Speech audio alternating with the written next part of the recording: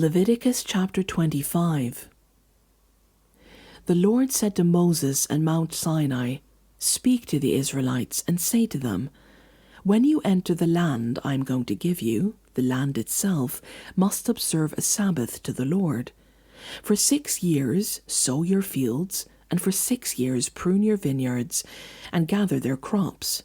But in the 7th year the land is to have a year of Sabbath rest, a Sabbath to the Lord.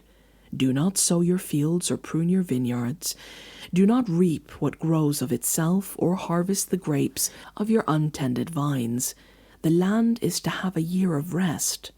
Whatever the land yields during the Sabbath year will be food for you, for yourself, your male and female servants, and the hired worker and temporary resident who live among you, as well as your livestock and the wild animals in your land.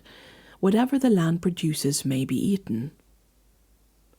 Count off 7 Sabbath years, 7 times 7 years, so that the 7 Sabbath years amount to a period of 49 years. Then have the trumpets sounded everywhere on the 10th day of the 7th month.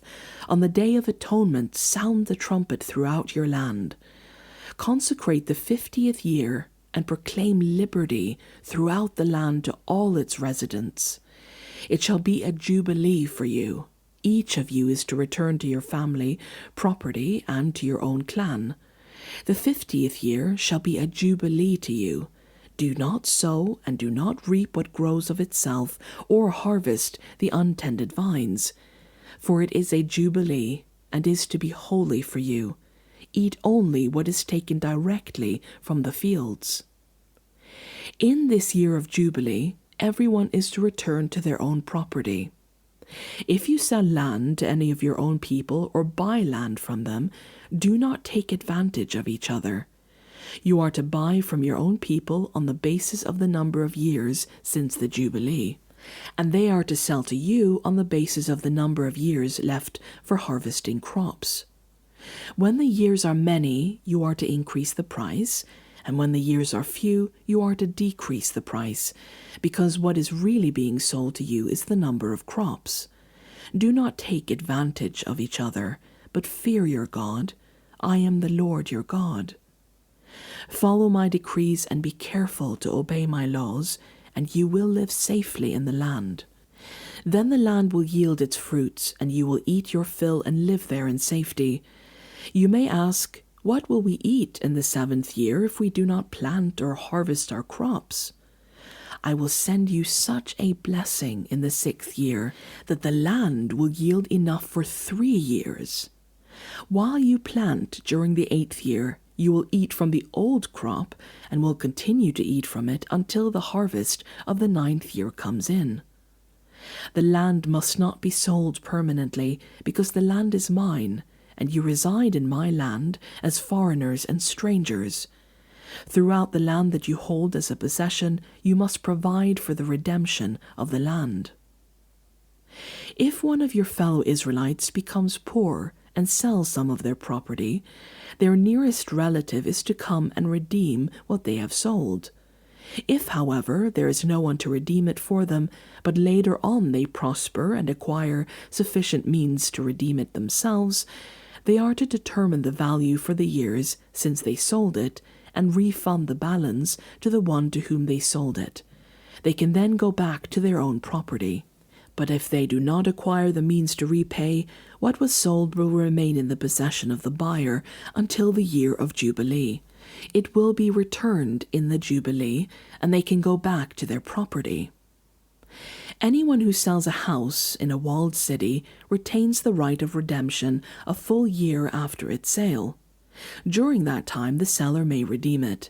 If it is not redeemed before a full year has passed, the house in the walled city shall belong permanently to the buyer and the buyer's descendants. It is not to be returned in the Jubilee. But houses in villages without walls around them are to be considered as belonging to the open country. They can be redeemed, and they are to be returned in the Jubilee. The Levites always have the right to redeem their houses in the Levitical towns which they possess. So the property of the Levites is redeemable. that is, a house sold in any town they hold, and is to be returned in the Jubilee, because the houses in the towns of the Levites are their property among the Israelites. But the pasture land belonging to the towns must not be sold, it is their permanent possession.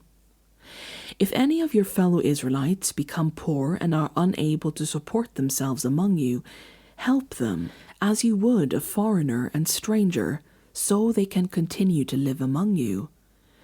Do not take interest or any profit from them, but fear your God, so that they may continue to live among you. You must not lend them money at interest or sell them food at a profit. I am the Lord your God, who brought you out of Egypt to give you the land of Canaan and to be your God.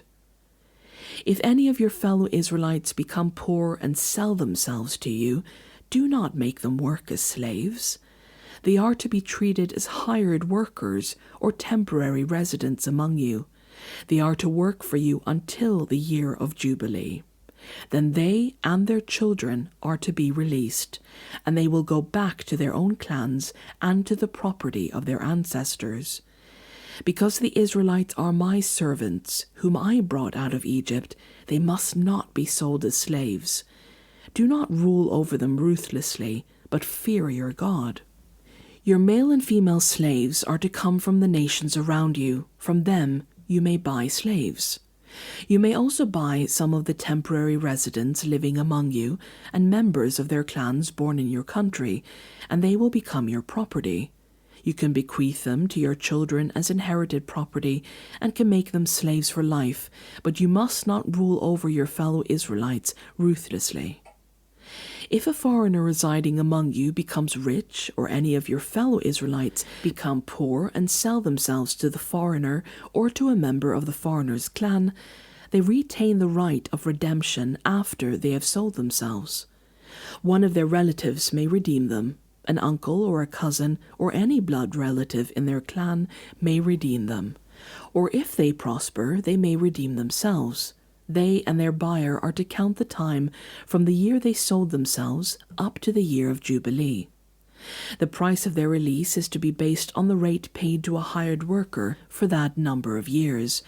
If many years remain, they must pay for their redemption a larger share of the price paid for them.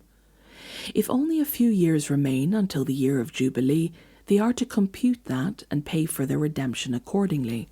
They are to be treated as workers hired from year to year. You must see to it that those to whom they owe service do not rule over them ruthlessly. Even if someone is not redeemed in any of these ways, they and their children are to be released in the year of Jubilee. For the Israelites belong to me as servants. They are my servants, whom I brought out of Egypt. I am the Lord your God.